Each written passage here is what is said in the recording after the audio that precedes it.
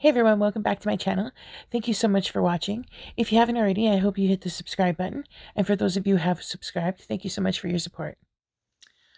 Okay, so I don't know about you guys, but when I think back to the beginning of my love for horror movies, the first movie that comes to mind for me is The Wizard of Oz.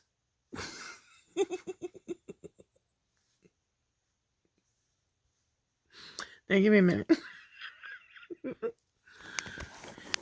You're probably thinking The Wizard of Oz, the 1939 or whatever year, 1930, whatever, Judy Garland,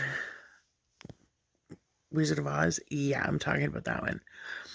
It is because the great Margaret Hamilton played the Wicked Witch of the West, and she was amazing.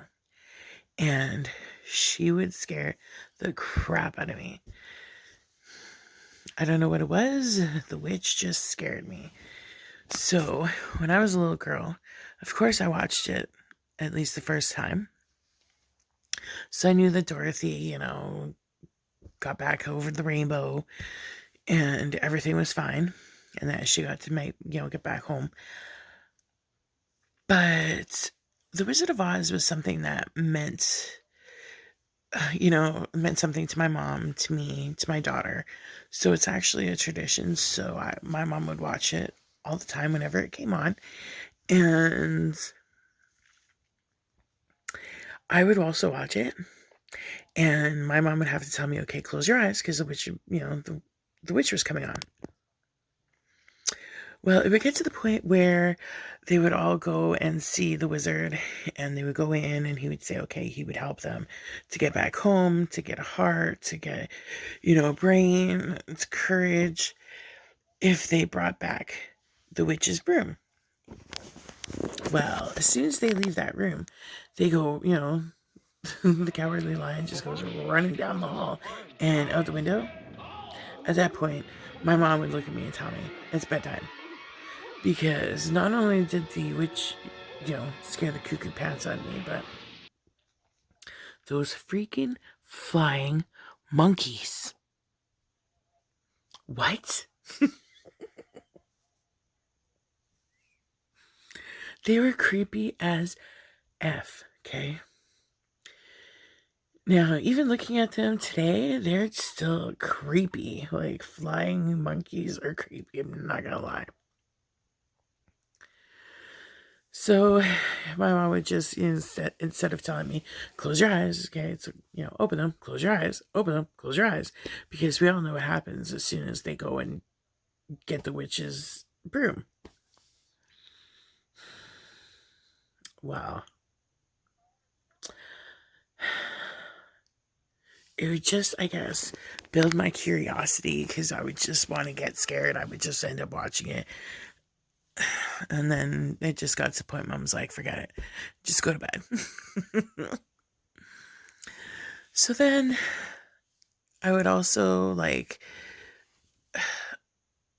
I would sneak downstairs if I, heard scary, kind of scary music.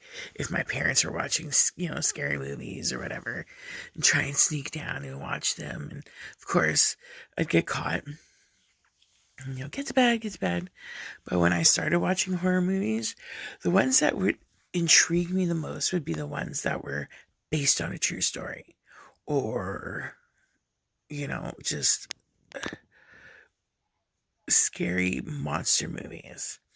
The ones that were based on a true story scared me in a way that back then we didn't have Google. We couldn't just go and look up on the internet to see what these movies were based on.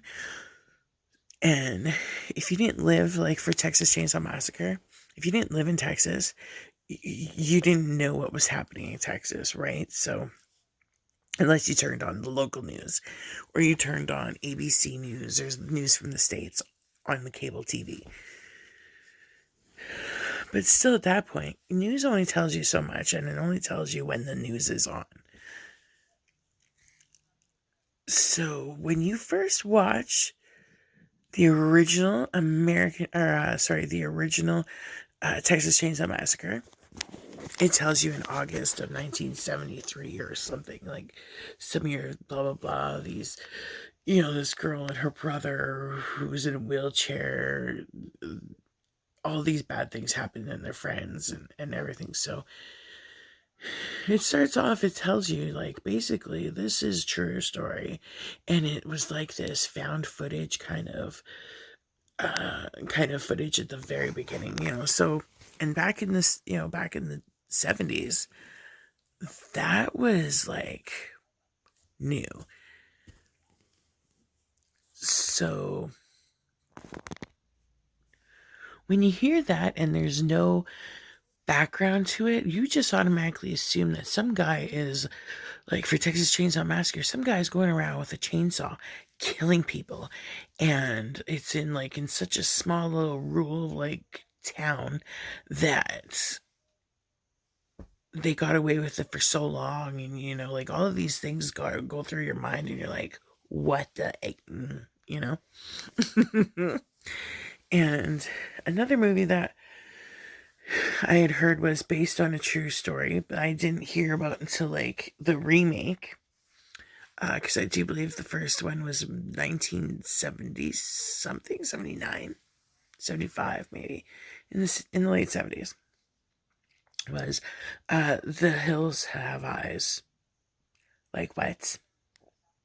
That's based on a true story? How the heck is that based on a true story? It's about people living in the mountains who come out and eat you once they strand you in the desert. What? What do you mean that is real? Find out that, Wes Craven, the late great Wes Craven, wrote this after hearing about Swanee Bean, a wild Scottish, cult or family head member that used to live in the mountains. And apparently they lived by a road where people thought it was haunted because people kept disappearing when they would go down this road. Well, that's because him and his family would go and take them back into the mountains, just like the movies, and cannibalism. So, and apparently my favorite Wes Craven, Freddy Krueger, Nightmare on Elm Street, is also based on a true story. Now, that one is a little bit different. It's not about a monster, it's not about Freddy going and slashing them and killing them in their sleep. It's about these group of people. I'm not even sure 100% because I actually didn't look into it completely right now. Not gonna lie. But it was based on people dying in their nightmares, like dying in their sleep, from their nightmares. So I guess, being so scared from their nightmares that they had a heart attack and died. What?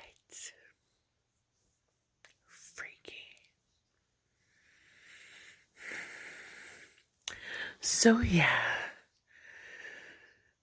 Sometimes horror movies are a lot scarier than you even think because they're truly based on real life events.